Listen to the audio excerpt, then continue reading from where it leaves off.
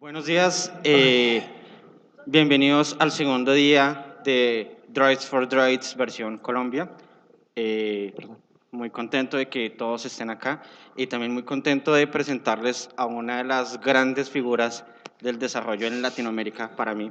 Gracias, Eh, gracias, gracias. Demasiado. Muy conocido por sus posts acerca de arquitectura en Android y también muy conocido por todo su aporte en open source y comunidades. Quiero darle la bienvenida a Fernando Cejas y muchas gracias por estar acá. Y nada. Un aplauso. Bueno, vamos a onda relax, ¿no? Acá sí sentaditos todos, nos vamos a pasar bien. Primero que todo también agradecer a toda la organización y bueno, y a toda la gente con la cual me he encontrado, que me han tirado tanta buena onda. Me siento muy cómodo aquí en el país, primera vez también en Colombia. Tengo mi café ahí, si no les molesta voy a ir tomando un poco de café. Es como si no vengo a Colombia y no tomo café, si vengo a Colombia y no tomo café, es como un sacrilegio, ¿no? Em, bueno, y vamos a empezar. A ver, la idea hoy es un poco charlar, contarles em, algunos desastres que he hecho por ahí en mi vida profesional. Em, Creo que todos cometemos errores y bueno, y hay que aprender de ellos. Hay un poco de historia también. Yo me voy a ir moviendo, ya me dicen si por ahí eh, sientas en libertad de interrumpirme. Pues a mí me encanta generar discusiones y que podamos intercambiar conocimientos y todo eso. Tengo que decir también que eh, es primera vez que doy, hace muchos años que antes contaba aquí, que estábamos charlando, que bueno, yo soy originariamente de un pueblo de Argentina y me fui dejé el país hace 14 años más o menos, ¿no? Y, y siempre quería, es como que bueno, estuve en Europa, estuve un tiempo en Estados Unidos también, y siempre como que quería volver a hacer cosas con comunidades, porque veo, miren, muchas iniciativas con gente, bueno, veo toda la gente con la que he tenido la oportunidad de hablar, se están haciendo muchas cosas y muy interesantes también. Y, y bueno, tengo que decir que no estoy acostumbrado a dar charlas en castellano, con mi castellano roto, con mi acento. Así que bueno, la he practicado una sola vez, así que paciencia, por favor. No, porque a veces al final uno termina también hablando en otro lado, bueno, por cuestiones de que está en otro lado y otro idioma. Yo vivo en Berlín actualmente, por eso también estoy muy agradecido de venir de tan lejos bueno, que la organización me haya invitado. Y bueno, eso es un poco. Así que hay conceptos de ingeniería de software que lo vamos a ver aquí, que a mí me gusta, o sea, no me gusta traducirlos, porque creo, luego daré mi opinión con respecto a eso, pero bueno, vamos a empezar. A mí me gusta siempre también contar experiencias, cosas que me han pasado. Si miro un poco para atrás, hace mucho tiempo que no doy una charla relacionada con Android, específica, de framework. ¿Por qué? Porque creo más en la buena ingeniería de software, en los buenos ingenieros de software y no tanto en los ninjas de un framework. Que sí, que se necesitan y todo bien, ¿no?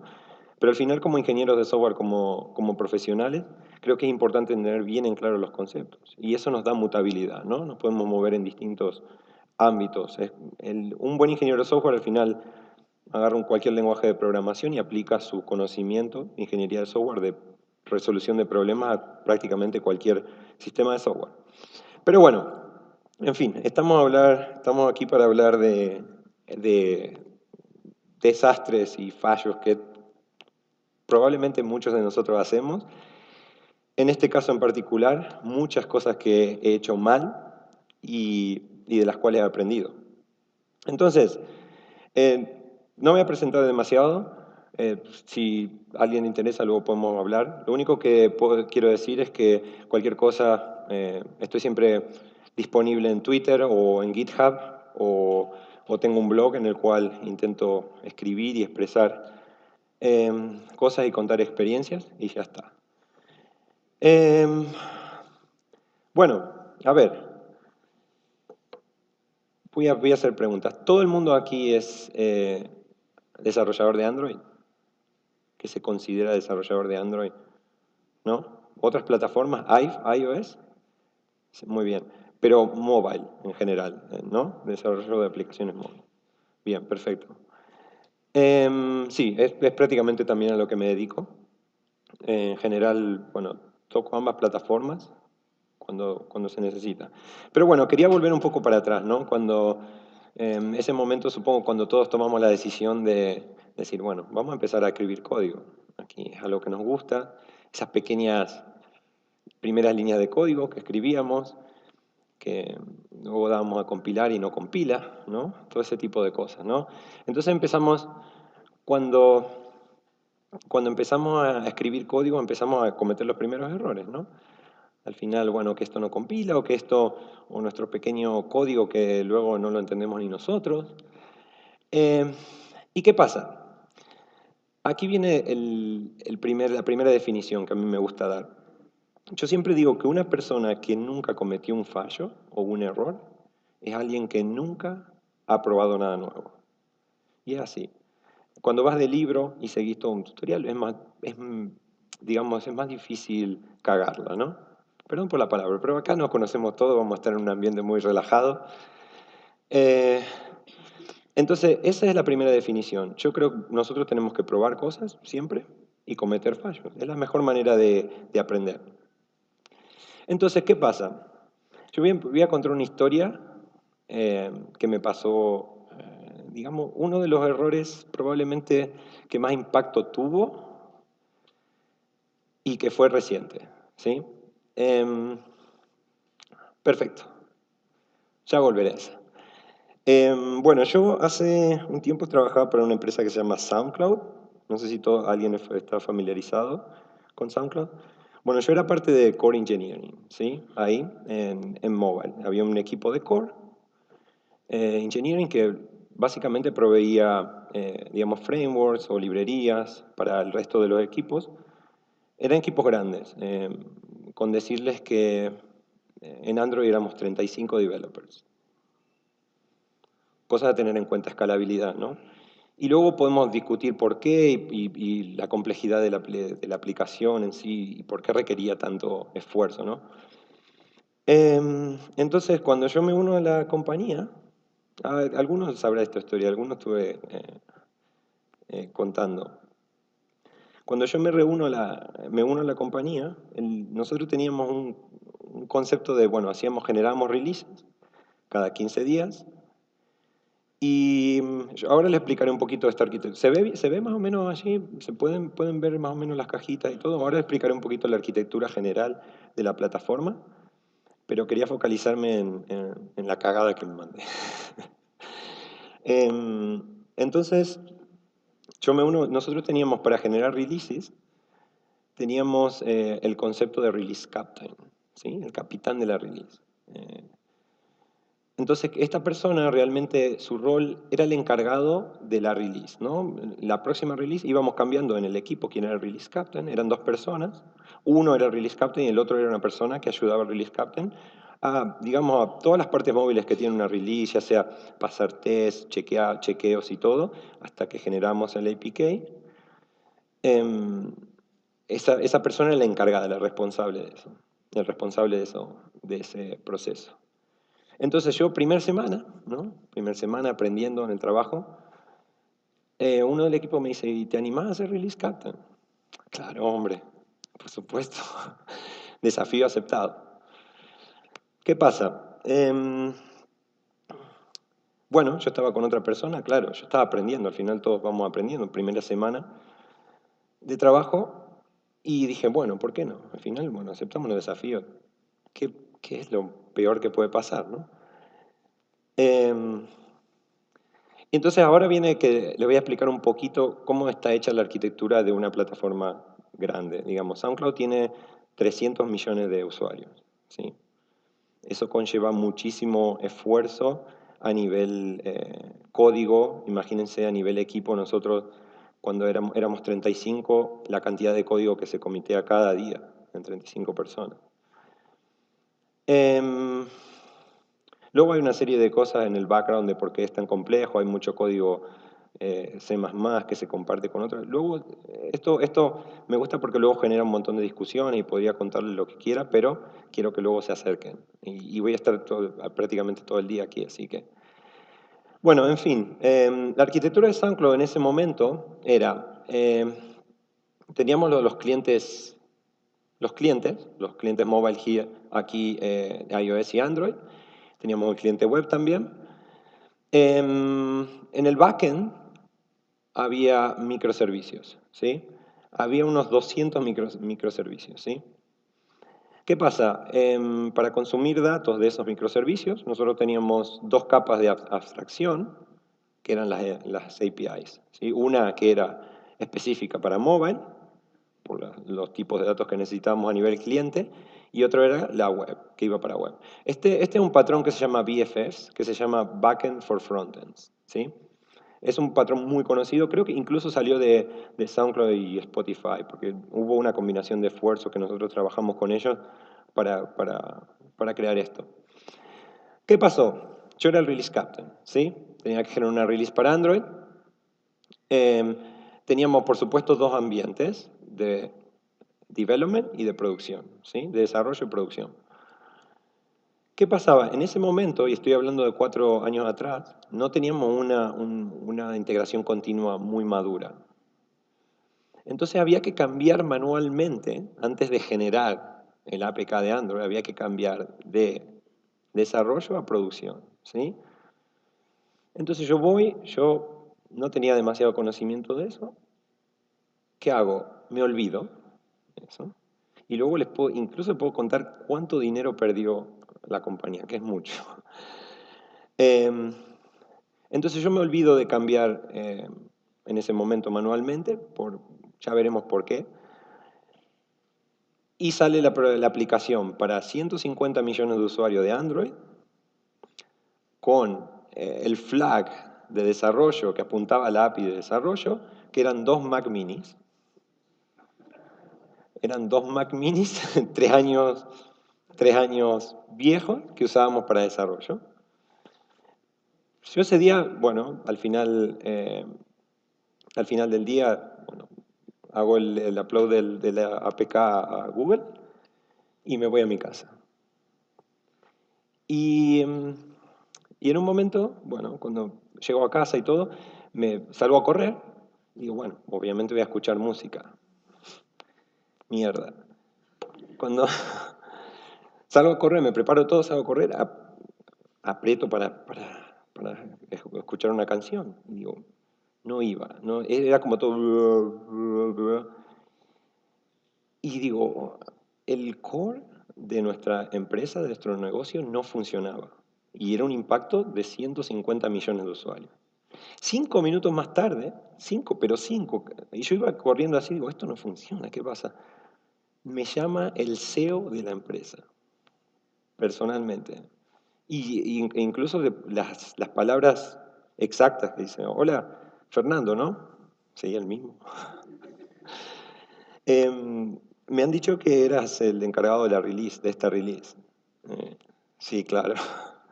No sé si me dice, no sé si te has dado cuenta, pero el core de nuestra aplicación no funciona. No puedo escuchar música, que SoundCloud casualmente es para escuchar música, más allá de otras funcionalidades. Y mi primera reacción es cortar.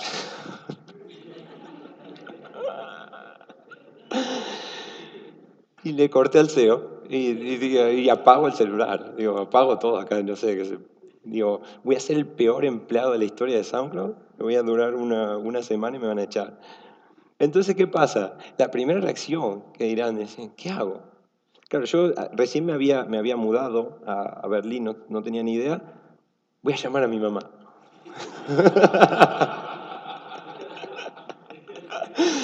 Es la típica, ¿no? Decir, bueno, voy a llamar a mi mamá. Y a veces necesitamos hablar con las madres, ¿no? Las madres son las que nos han dado la vida.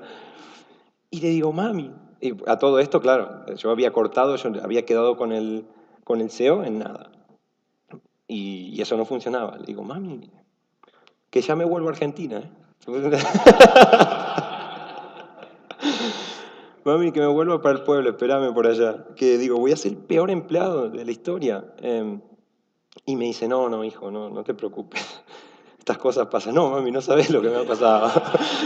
Eh, Siempre el típico, ¿no? Apoyo de la madre, que siempre están ahí. Y,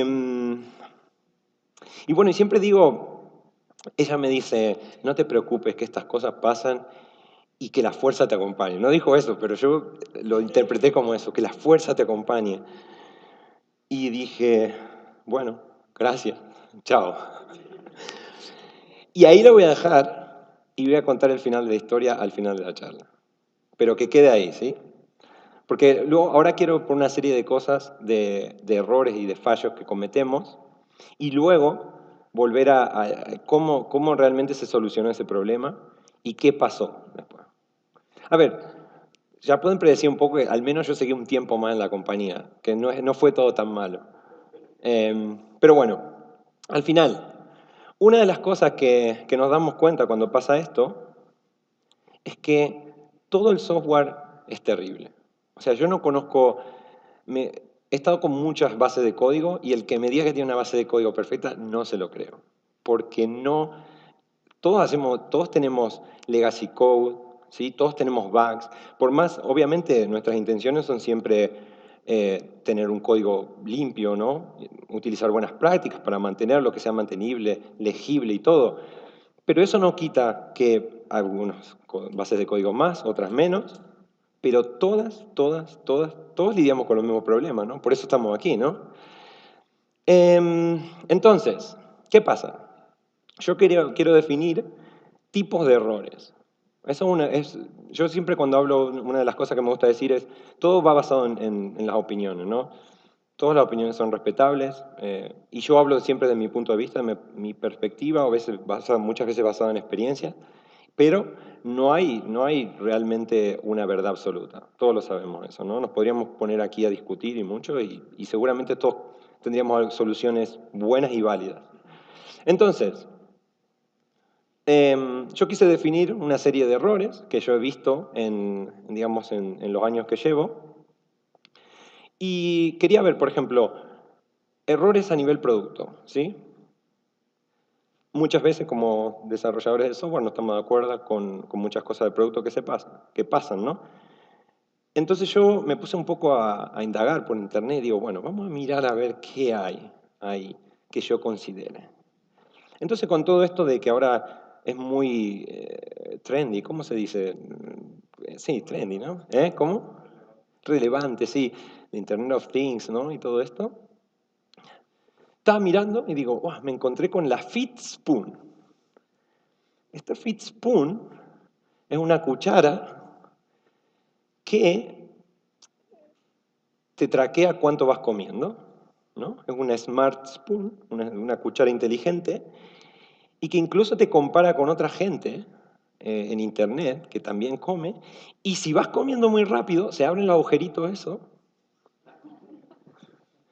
y no te deja comer. Y digo, hostia, estas apuestas son realmente duras, ¿eh? O sea, me gustaría saber, o sea, cuántas de estas han vendido. No quiero pensar que alguno de ustedes la tiene, esto no sé. ¿No?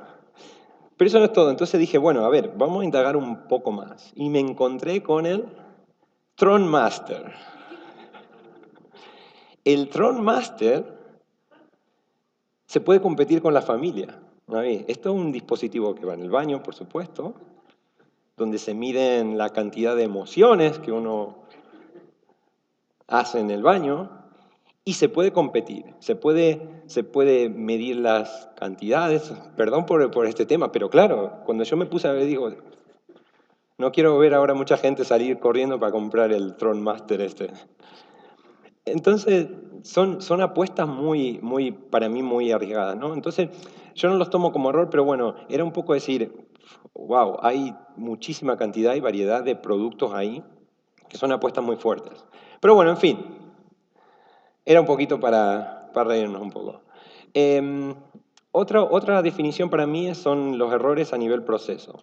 Todos los procesos que se incluyen en el desarrollo de software, ¿no? En el ciclo, ¿sí?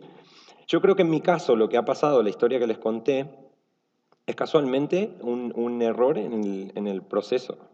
porque a lo mejor yo no tuve un onboarding muy bueno, no he aprendido lo que tenía que aprender, la persona que a lo mejor me tenía que hacer mentoring no estaba por la labor o porque había otras cosas, entonces era una cuestión de proceso, no de organización. Pero estamos aquí para hablar de código y yo me quería focalizar en código, en cuáles son, en grandes rasgos, los errores que cometemos mayoritariamente a nivel código. ¿Qué son malas prácticas? Cositas así. Vamos a navegar un poquito y ver qué hay. Código legible, ¿sí? Qué bueno está el café, ¿eh? Tengo que pedir otro después. Código legible. Principalmente creo que el código tiene que autoexplicarse. No hay necesidad, por ejemplo, de poner comentarios. Yo no creo en los comentarios. Yo creo que el código, ¿por qué vamos a agregar un comentario si el código realmente se debería poder leer sin comentarios? ¿Por qué no cambia el nombre de una variable en lugar de poner un comentario a la variable? En este caso, pues, esto es realmente un ejemplo. O sea, el que puso este comentario dijo, bueno, agregar una hora más al que intente mantener este método porque es una pérdida de tiempo. Y resulta que hay 42 horas perdidas intentando refactorizar ese método. En fin, y los comentarios siempre quedan desactualizados. Eso, nadie actualiza los comentarios. Hay otros. Este dice, bueno, cuando escribí esto solamente Dios y yo entendíamos, ahora solamente Dios lo entiende. Entonces, estos son casos reales. Y este es mío. Este es uno mío. Yo puse, antes de modificar este código, por favor, llamarme. O sea, esto lo miré porque hace mucho tiempo, incluso estando todavía por aquí, eh, estaba migrando un sistema que estaba en COBOL a Visual Basic. Y yo había hecho un método que era un método que tenía, no sé, 1000 líneas de código. Y claro, bueno, la experiencia, ¿no? Y yo puse esto. Y cuando volví a mirar, porque todavía tengo el código, no quería ponerlo aquí, pero bueno, ya lo compartiré, así que si quieren. Uf, qué desastre. Claro, yo no tenía ni puta idea lo que había hecho ahí. Y sin embargo puse que me llamen, a lo mejor me podían sentar, intentar entenderlo juntos. Pero por eso, el tema de los comentarios no funciona, por lo menos en mi experiencia. Este es un pedazo de código, se ve bien más o menos, no quiero que entiendan realmente esto porque este código es bastante complejo. Este es un árbol, ¿cómo se dice? Un red black tree, un árbol, sí, ¿no? Exacto. Intenta buscar el camino más corto, ¿sí? Esto es lo que está haciendo este algoritmo, básicamente. Que obviamente en nuestras aplicaciones tenemos un montón de cosas complejas, ¿sí? Pero ¿qué pasa cuando tenemos cosas complejas para lograr legibilidad de código? Esconder esa complejidad detrás de un método. Esto, por ejemplo, que este refactor, mini refactor, al final está renombrando lo que aquí no se entendía. Esto se llama path y ya está. Pero bueno, en fin, no quiero que entiendan específicamente cada línea de código. Es simplemente que cuando tenemos algo muy complejo, un método muy complejo, esconderlo detrás de una interface, de métodos realmente que sean legibles, ¿sí? Otra cosa, esto también me pasó hace poco. Tenía que... todo esto es Kotlin, ¿sí? Tenía que ayudar a una empresa, me habían llamado para que los ayude un poco a reorganizar el código, porque no tenía gente de mucha experiencia y quería que haga un poco de mentoring. Y voy y me encuentro que su base de código estaba escrita en finlandés. Y este es el código. Bueno, puse exactamente el código porque es código propietario, ¿no? Pero puse un ejemplo. Y cuando digo interface, elocuba arquisto. Digo, ¿qué es eso? O sea, yo soy un defensor de nuestro idioma y me encanta cuando hablamos, nos podemos comunicar todos, somos hispanohablantes, pero eso era básicamente un movies repository. Entonces, cuando vuelvo a esto, class verco o el locubat, al final, es lo que decíamos, al final como ingeniero de software, por favor, sé que nos gusta poner variables en castellano incluso, pero el código en inglés. seamos buenos con otra gente, a lo mejor casualmente hablando con gente que trabaja con gente de Brasil o incluso de otros lugares, ¿no? El código, por favor, en inglés. Por favor, que yo, no saben la pesadilla, o sea, de ahí aprendí finlandés, puedo decir un par de palabras en finlandés si quieren, ¿eh? Eh,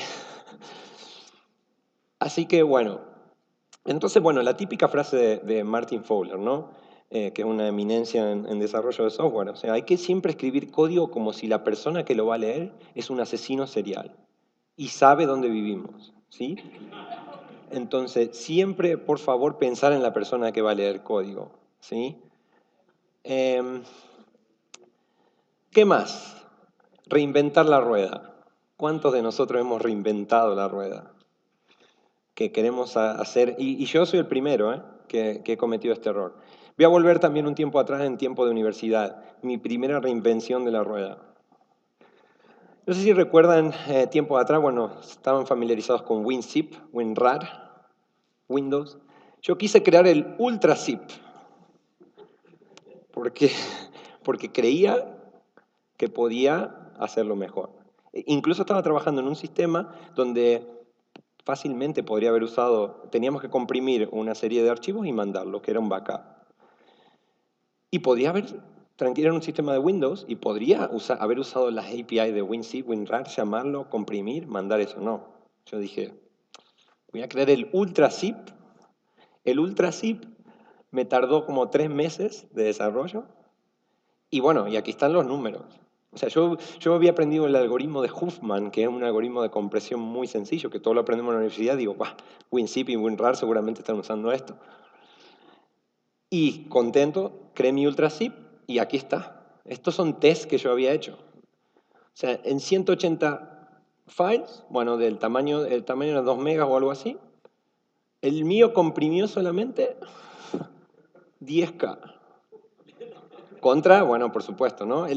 A ver, el ratio de compresión fue del 1% en mi caso, contra el 48 y el 51, y yo tardé como 5, 10 veces más, ¿no? 199 segundos contra...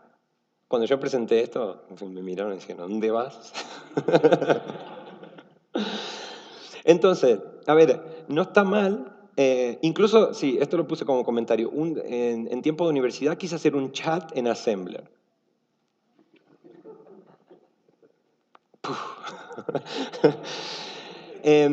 A ver, no está mal reinventar la rueda. Hay casos donde... Pero siempre, que podría ser, digamos, podría tener argumentos donde son soluciones muy customizadas, específicas, donde librerías que hay por ahí no se adaptan realmente a los requerimientos nuestros.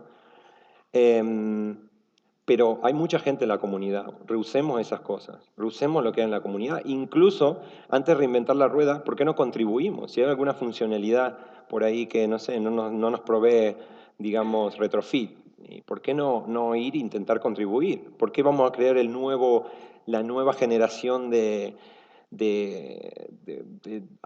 sé, de retrofit, por ejemplo? Sí que está bueno reinventar la rueda para aprender.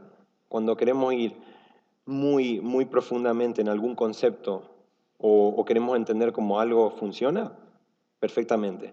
¿Código de producción? Diría que no. Em, nombres. Nombres, variables, clases, funciones. Es muy difícil, ya lo sabemos esto. O tengo otro ejemplo también, y esto hace muy poquito que me encontré. Voy a una base de código y tenía que hacer de Android y tenía que hacer una llamada a una API, ¿sí? Un request. Y parsearlo, ¿no? Parsear el JSON que me devolvía. Y pongo parser, porque lo primero, ¿no?, que se nos viene a la mente es poner parser. Y me encuentro el JSON parser, el better JSON parser y el best JSON parser. ¿Cuál van a usar? No me digan que van a usar el JSON parser si hay uno que es el better o el best, ¿no? Y digo, la puta madre. O sea, aquí he sacado lo de nuevo, he copiado el código y me lo he puesto porque no podía exponer este tipo de código. Pero nombrar cosas es muy difícil, ¿sí? Es muy difícil principalmente porque bueno, tenemos muchas maneras de pensar y todo, ¿sí? Pero, por favor, refactor, cuando vemos estas cosas, por ejemplo, en este ejemplo, ¿por qué no a lo mejor decir lo depreco? Para eso tenemos una notación que se llama deprecado, pongo cuál debería usar, ¿sí? Y renombro eso a un legacy JSON parser, por ejemplo, ¿no? En lugar de tener tres, y digo, bueno, voy a usar el best, ¿no? ¿Para qué voy a usar el normal si seguro el best anda mejor que el normal? Y aparte con los IDEs actuales también que tenemos, que nos ayudan a todo ese tipo de cosas. Al final veríamos, si estamos intentando usar una clase legacy, ya lo veríamos como un warning al menos. Al menos somos conscientes de lo que estamos usando. Entonces, este es un tip. Cuando tengan que renombrar algo y tengan que reescribir una clase o algo, usen la notación deprecating. Yo muchas veces veo que no se usa y está para eso. Es un tip. Y por supuesto, refactoring es un amigo nuestro. Antipatrones. Antipatrones. Yo soy muy creyente de que tenemos que saber al menos una base de antipatrones. Cuando algo huele, ¿no? Cuando algo en nuestra base de código nos está diciendo que no está bien, que eso va a generar un problema incluso mayor. Y si somos capaces de detectarlo en una etapa temprana de desarrollo, mucho mejor. Aquí hay varios antipatrones. Muchas veces nos relacionamos con los nombres, pero al final son antipatrones, ¿no? La típica God class, ¿no? La clase Dios. En Android pasa mucho de ver activities de 5.000 líneas de código. Decir, uff, ¿quién toca esto? Por favor. O los singletons. Singletons que muchas veces... A ver, singleton puede ser es un patrón también, ¿no? Pero ¿qué pasa? ¿Cuándo usar un singleton? Tenemos que tener bien en claro. Cuando estamos guardando estado global, eso ya es malo. Un singleton está bien usarlo porque queremos crear una sola instancia de una clase que a lo mejor tiene o su construcción requiere demasiado proceso o lo que sea, perfecto. O queremos solamente una sola instancia, pero no guardar estado global de la aplicación, porque luego tenemos comportamientos que no sabemos ni de dónde vienen. Porque a lo mejor seteamos una variable ahí, esto genera inconsistencia a lo largo de la base de código, del comportamiento, es muy difícil de debugar. Otra de las cosas también, no sé si alguien está familiarizado con el concepto de lava anti-pattern. ¿Alguien conoce lo que es el lava anti-pattern? Bueno, le voy a explicar un poquito qué es eso. Es muy común. El lava anti-pattern es cuando tenemos muchas maneras de hacer la misma cosa en nuestra base de código. Por ejemplo, tengo que hacer un request, ¿no? Y voy a una base de código y resulta que hay 5 maneras de hacer un request. ¿Cuál es la buena? Eso seguramente nos pasa a muchos, que vamos a decir, uy, ¿qué hago? ¿Sigo el ejemplo de esta funcionalidad que estaba hecha? ¿Sigo el de esta? ¿Sigo el de la otra? ¿Cuál debería ser realmente el que tengo que usar para mantener una consistencia de código? Entonces, ese es un patrón un antipatrón muy común. Se llama lava. Entonces, la idea al final es el refactor, como siempre. O sea, ¿por qué no tener una funcionalidad de referencia para mantener consistencia de código, donde realmente sea, digamos, la más limpia que tenemos dentro de nuestra aplicación y luego todo el mundo basándose en esa? Y nos va a facilitar luego refactorizar, nos va a facilitar luego conocer el código. Si tenemos que saltarnos a otra funcionalidad, todo nos va a sonar más o menos familiar, ¿no? Porque estamos familiarizados realmente con nuestra funcionalidad que usamos como referencia. ¿Qué más? Los principios de desarrollo de software. Hay tanto para programación orientada a objetos, y si vienen con un background de programación funcional, también los hay. Y son exactamente, no son los mismos, pero sí que, no voy a ir por cada uno, pero en programación orientada a objetos estoy seguro que casi todo el mundo está familiarizado con los SOLID, los principios SOLID. Están los equivalentes para programación funcional. Así que aquí están, yo luego compartiré la presentación, luego podemos ponernos a charlar lo que quieran. No hay ningún tipo de problema. Entonces, por favor, intentar seguir.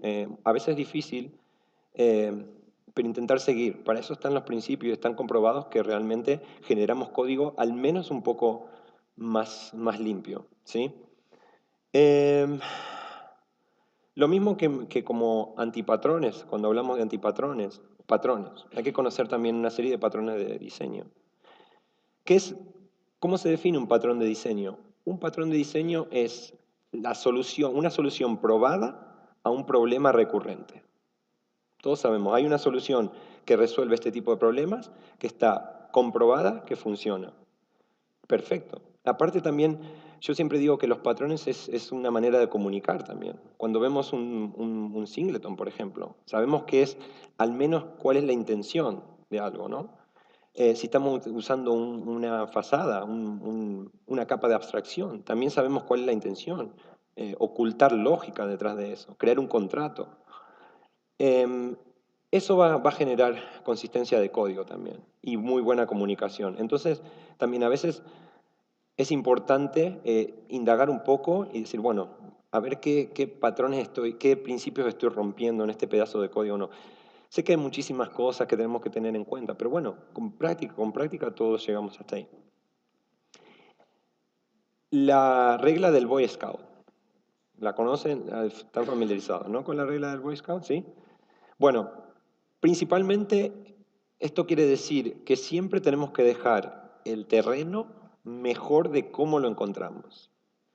Y esto va relacionado, muy de la mano con refactoring. No hace falta a veces cuando decimos, uy, voy a refactorizar eso, y seguramente les ha pasado que empiezan a refactorizar, uy, cambio esto, y llega un momento que están en el medio de un engendro que no saben ni siquiera de dónde vienen, están perdidos en el medio y digo, rollback de todo, porque, ¿no? Si empecé a cambiar esto, ahora cambio esto, y se lleva un camino que, bueno, la ley del Boy Scout aparte es trabajo de hormigas. O sea, yo siempre digo que el refactor no tiene que ser refactor grande, a veces son necesarios, pero si nosotros somos capaces de, cuando hacemos un commit de algo, hacer un renaming de una función porque está mal o cambiar un poquito, esa es la ley del Boy Scout. Siempre ir dejando, ir mejorando el terreno, ¿sí? Yo lo aconsejo siempre. Al final vas cambiando un poquito de código, extraes algún método, no demasiado, pero poquito a poco. Justamente por eso, porque el código es comunicación entre personas. ¿Por qué escribimos código? Si al final, como profesionales, perderemos más tiempo leyendo código que escribiendo. Eso está comprobadísimo. Y leemos muchísimo código, leemos código de otra persona. Obviamente ese código funciona en dispositivos, en este caso móviles o computadoras, pero al final no deja de ser comunicación. Un poquito también para crear, digamos, una serie de soluciones que podrían aplicar, no a nivel tampoco código, o sí, enumeré una serie de otras prácticas también. Porque no es solamente escribir código. O sea, nosotros podemos estar aislados escribiendo código en nuestros proyectos, pero al final trabajamos con equipos, trabajamos con otra gente, hay muchísima comunicación. Entonces, principalmente, trabajar como un equipo. ¿Qué quiere decir esto? Compartir conocimiento, sentarse con otra persona, comunicar cuando discutir, compartir conocimiento, por supuesto. Eh, Continuous improvement, o sea, mejorar continuamente. ¿Qué quiere decir? Por ejemplo, ir aprendiendo cositas. No necesariamente nos tenemos que tirar una semana muchas veces, pero bueno, ir indagando, pero continuamente estar aprendiendo, mezclarse con otra gente. Vamos a hacer un poco de pair programming. Me gustaría saber un poco de esta parte del código. ¿Me puedo unir un rato, ver cómo escribí este código y te puedo dar mi feedback? Perfecto. Eso es. TDD. TDD. Yo soy una persona que no hago 100% TDD. Eh, Mucha gente yo sí escribo test y no tocaría una base de código que no tiene test o empezaría escribiendo test. Sé que mucha gente por ahí, para mí escribir test es parte del proceso de ingeniería. O sea, eso está implícito. Para mí no existe escribir código y escribir test. O sea, yo escribo código. Los test es código al final, que están comprobando que mi código funciona como yo espero que funcione. Entonces, TDD, yo creo que es una herramienta más que tenemos en nuestra caja de herramientas y tenemos que usarla. A veces los requerimientos no están demasiado claros y es más complicado hacer TDD, o por ahí estamos, y me incluyo, con gente no tan experimentada en TDD y a veces cuesta un poco más ver las cosas. Pero bueno, es una herramienta que está ahí, incluso para la gente que por ahí no escribe tanto test, te fuerza de alguna manera a escribir test, así que podría ser un buen punto de partida. Pair programming, a mí me encanta. Nosotros, por decirles algo, en SoundCloud hacíamos 80% del tiempo pair programming. 80% del tiempo. Sé que a veces a nivel negocios es difícil de mostrar porque alguna vez alguien me dijo, pero me estás escribiendo la misma cantidad de código, estoy pagando el doble, porque hay dos personas escribiendo ese código. Digo, no, porque hay otra serie de beneficios, ¿no? Al final, dos ojos extras ven mejor, hay feedback, se contribuye muchísimo a la calidad del software cuando hacemos pair programming. Y si no lo hacen, yo les diría que al menos lo intenten. 80%, cuando te acostumbras a hacerlo cada día mucho tiempo, es increíble la cantidad de cosas que se aprenden y cómo se reduce la cantidad de bugs en la aplicación, en las aplicaciones o en el software en general. Integración continua, lo que les decía. Parte de mi error es porque no había una integración continua bien madura. Si había demasiados pasos manuales, y yo siempre digo automatizar todo, automatizar todo. Pasos manuales, obviamente automatizando no implica que va a ser todo perfecto, pero nos vamos a ahorrar muchísimo tiempo. Y, por ejemplo, errores como los que he cometido. Y siempre usar la mejor herramienta para el mejor caso de uso. O sea, muchas veces ha venido gente, el otro día alguien me tuiteó, me dice, es que estoy intentando hacer algo de multithreading, y luego hablaré de multithreading en la segunda charla que hay hoy, después de dos charlas luego. Pero me dice, ¿qué es lo que está de moda en Android para hacer multithreading? ¿Como de moda? Es difícil decirlo. Es lo que aplica a tu caso de uso, ¿no? Otro claro ejemplo es de la gente con RX Java. Mucha gente me ha dicho, wow, yo voy a usar RX Java, ¿por qué? Porque es cool y sé que una de las principales, y luego lo comentaré más en detalle en la otra charla, que hablaré justamente de eso. Sí, porque me facilita multithreading.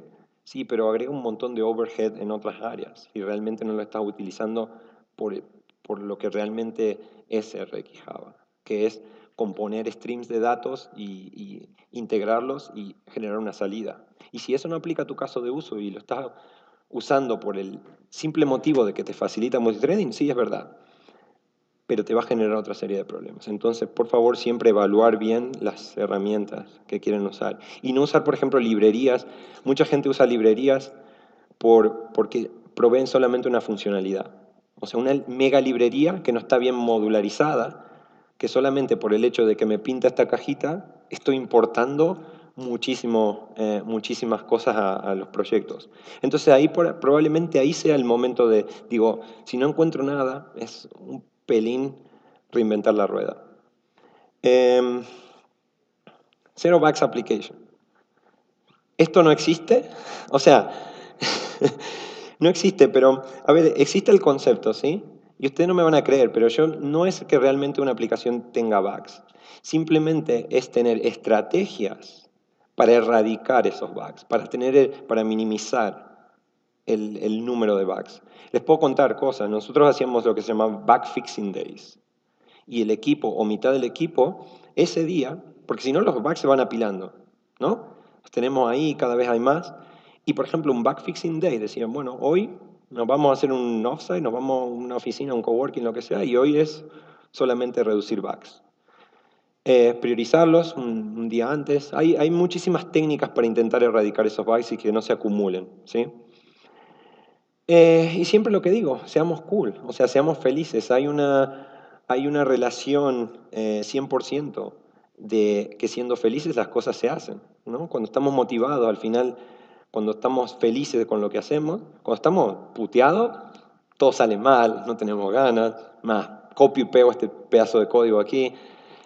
Pero sí, intentar buscar motivaciones también como personas. A ver, creo que todos aquí somos apasionados de lo que hacemos, ¿no? Em, pero siempre mezclarse con otras. Pair programming, por ejemplo. Cuando uno está un poco así decaído, bueno, siempre está en otro más. vamos a hacer escribir un poco de código, nos reímos. Intentar buscar divertirse también con lo que hacemos. Sé que hay mucha mierda muchas veces y muchas cosas que vienen de otros lados y todo, y tenemos que todos lidiamos con eso. Pero bueno, encontrar siempre esa manera, al menos de positividad, ¿no? Y, y aprender de los errores. Aprender de los errores. Aquí, ahora les voy a contar qué es lo que pasó y termino mi charla. Habíamos quedado en que yo llamé a mi madre, ¿no? Y bueno, todo esto me vuelve a llamar el CEO de la empresa, por eso yo lo había cortado, y me dice, me cortaste. Y yo le digo, no, se cortó, se cortó. Que no tenía señal aquí. La típica excusa barata. Y entonces, bueno, al final no pasó nada, ¿no? Eso es lo que digo, lo que tiene que ver con cultura de empresa. No pasó nada en el sentido que al final yo hablé con él y digo, bueno, ahora voy a buscar soluciones para, para resolver el problema, ¿no? Porque era algo súper crítico. Fue realmente muy sencilla la solución en términos de tiempo, porque al final fue una llamada telefónica con gente de DevOps, de gente que mantenía los servidores, y decir, bueno, aumentar el número de instancias que tenemos de development de las APIs. ¿Se acuerdan que teníamos 2 Mac minis, ¿no? Que estaban sirviendo a 100 millones de usuarios, ¿no? Las Mac mini estaban ahí, que sacaban, que estaban así temblando.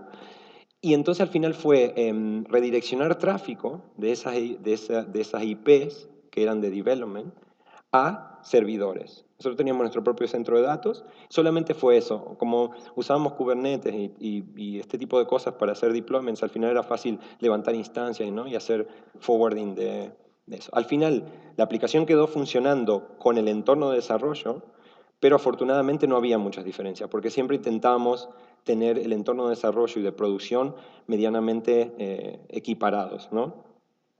¿Qué pasó? Después de esto, obviamente, hicimos una retrospectiva, porque eso es importante, ¿no? Y reconocer los errores, qué es lo que falló, para no volver a cometerlos. Y lo mejor de todos es que no hubo, ¿cómo se dice? Finger pointing. Nadie fue y dijo, este la cagó. ¿Que fui yo? Sí, claro. Pero es como que todo, como trabajo de equipo, dijimos, bueno, que no pase más. Al final fui yo el que se olvidó de eso, pero hubo un proceso que no funcionó ahí.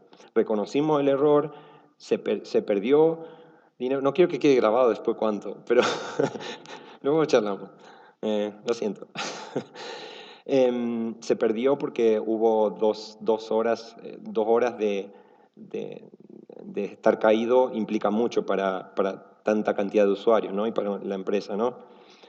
Y eso fue lo bueno, que todos aprendimos del error, que no volvió a pasar. Obviamente fueron pasando otras cosas y fuimos mejorando, pero fue lo principal es que no hubo, nadie apuntó a nadie. Y eso es lo que yo digo, lo que muchas veces hace la diferencia entre ser un buen profesional y no ser un buen profesional. Ser buena gente, ¿sabes? Es decir, al final todos la cagamos, todos tenemos errores. Yo soy el primero, pero se aprende de eso. Y eso es siempre lo que yo intento, digamos, transmitir. Ser buena gente al final. Nadie tiene la verdad absoluta. Aquí todos buscamos un bien común. No creo que nadie tenga malas intenciones. Yo no tenía malas intenciones de cagarla como la cagué. Y creo que eso es principalmente. Entonces mi conclusión es siempre eso. Aprender, tener un héroe. Tener ese héroe, ¿no? Que te ayuda. Yo llamé a mi mamá. Dirán, ¿qué pasa? Y siempre testear el software, no solamente a nivel unit test, integration test o functional testing, pero yo en ese caso tampoco, yo me fui a mi casa. Y, bueno, buenísimo, bien. Y no, ni siquiera se me ocurrió probar ahí un mínimo. Era mi primera semana, ¿no? Bueno, no tengo excusas, pero fue así. Y compartir. O sea, yo estoy compartiendo aquí las cagadas, lo malo de lo que he hecho. Y espero que, bueno, que al menos haya podido transmitir algo que les sea útil y que diga, bueno, si este la cagó de esta manera, intentar al menos tener estas cosas en cuenta para no cometerlo yo. Creo que eso es lo más importante de todo. Y que lo de siempre, lo que me dijo mi mamá a mí, que la fuerza de los fallos acompañen. Eso es todo lo que tengo para ofrecer en esta primera charla. Gracias por escucharme y voy a estar por aquí.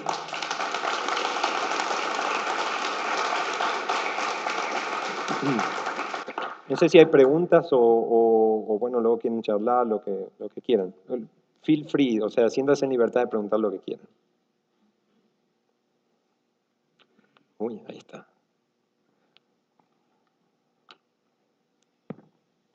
Bueno, como decías, es muy común que uno nunca se encuentra código bonito cuando llega a una compañía.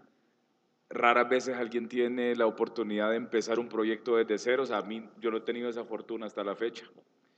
También. ¿Cuál es tu estrategia o de tu experiencia, cuál es la mejor forma o qué estrategia vos haces para trabajar con Legacy Code? Mira, yo te diría, tenés razón lo que decís. Muchas veces nos encontramos bases de código que vienen heredadas con stacks muy viejos.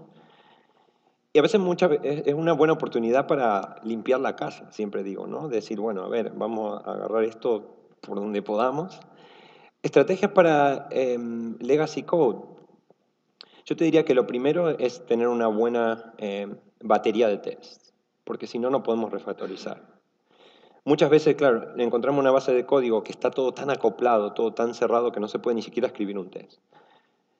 No se pueden escribir test unitarios, porque eso te está diciendo, cuando intentás escribir un test unitario de una base de código y ya empezás a tener muchísimas dependencias que esto y que tengo que moquear prácticamente media aplicación para escribir un test, yo lo que hago es, me escribiría un test end-to-end funcional, por ejemplo, de una funcionalidad, por ejemplo, imagínate una aplicación de Android, ¿sí? En una pantalla específica, que es un desastre la base de código, yo me daría, por ejemplo, todo el end-to-end, desde que yo aprieto el botón hasta que recibo la respuesta. Un test solamente, ¿sí? Y empiezo a refactorizar poquito a poco adentro. Digo, voy a extraer este método. Eso sigue funcionando, al menos la funcionalidad general, global, funciona. Luego, cuando extraje ese pequeño método, por así decirlo, escribo un test para ese método, ¿sí? Y así. Y así es muy trabajo de hormiga, lamentablemente, porque si no, luego, o tener la opción de reescribir, pero no creo que sea muchas veces factible, porque te dicen, a ver, yo necesito para reescribir esto, necesito 2 meses, y te dicen, está en la puerta, ¿no? Y esa otra estrategia, y cada vez que encontrás un bug, escribir un test sobre ese bug y poquito a poco ir mejorando. Lo que pasa es que con el tema de refactor y legacy code, si no hay buenos tests, es que vas rompiendo otras cosas, ¿no? Al final te pasa eso.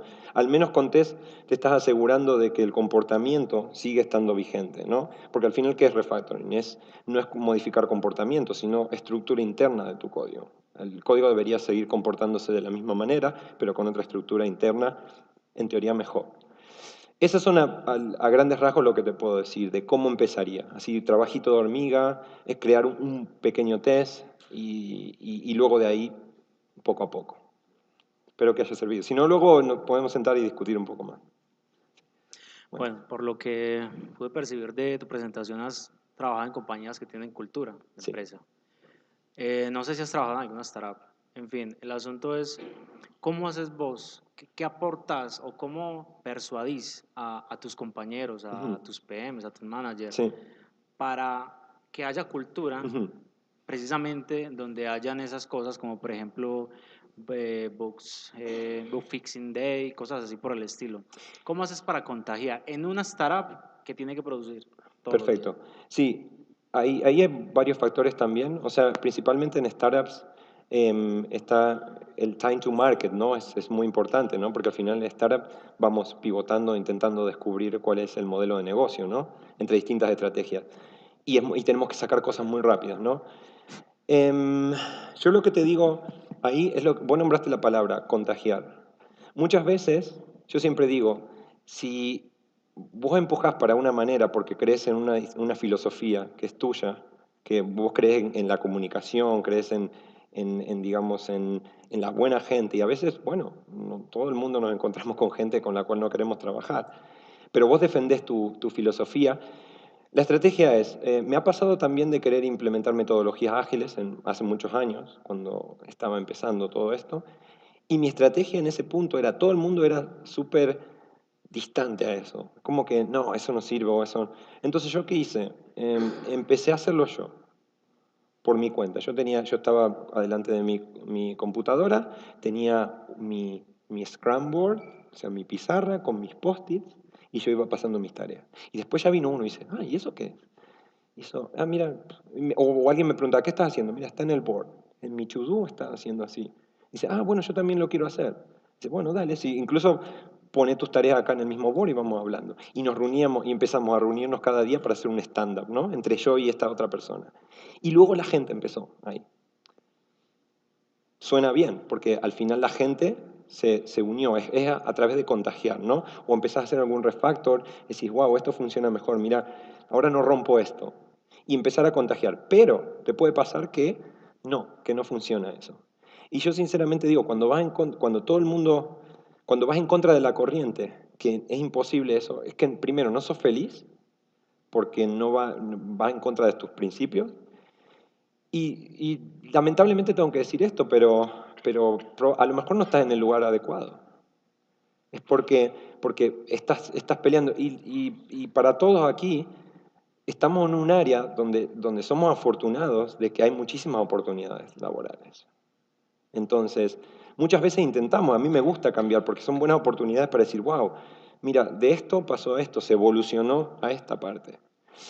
Es muy difícil y te hablo realmente desde mi perspectiva y desde mi punto de vista, qué es lo que yo haría. Ahora, obtener resultados puede que sí o puede que no, pero a lo mejor tenés que replantear también, o intentarlo y decir, bueno, lo doy todo hasta aquí llego, este es mi límite. Y después cuando estás reputeado, decir, lo siento, hice lo mejor que pude. Pero siempre con positivo, ¿no? Ahí, darlo todo. Eso es todo lo que te puedo decir. Nada.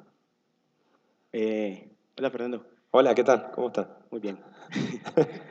Tiempo Tanto sin tiempo. vernos. Pregunta, ¿qué proceso haces o qué práctica haces para hacer mentoring cuando llegan nuevos desarrolladores? Ujú. Y además cuando de pronto la empresa es pequeña o es una startup y de pronto son developers que están empezando su carrera, ¿cómo haces? Porque pues en estas empresas pequeñas, startups, todo es un, parecen Sí, bomberos, pues todo es un incendio, está apagando todo y sí, necesitan sí, sí. ya, ¿cómo haces ese mentoring?